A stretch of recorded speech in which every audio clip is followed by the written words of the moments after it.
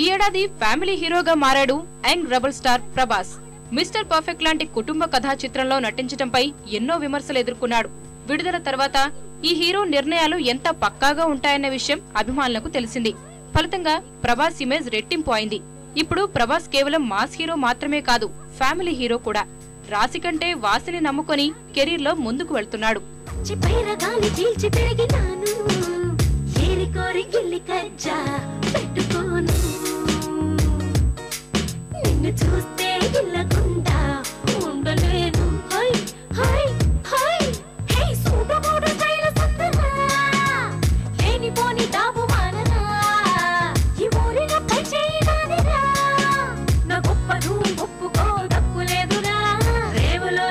చెట్టులా నీ ఎక్కువేమిటో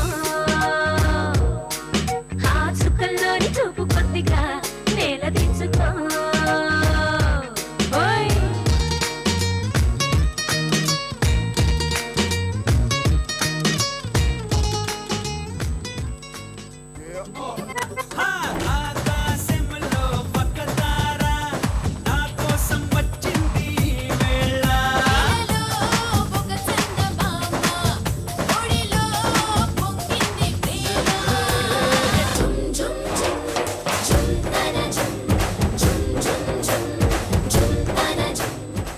మిగతా కథానాయకులది ఓదారైతే అల్లరి నరేష్ ది మరోదారి.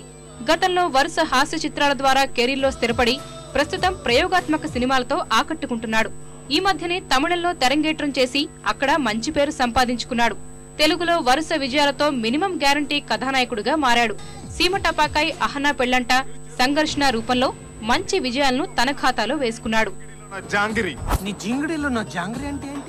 అదేదో స్వీట్ పేర్లా ఉంది సార్. పుల్లారెడ్డి స్వీట్స్ కి ఫోన్ చేస్తున్నా. స్వీట్ కాదు, అది పూతు.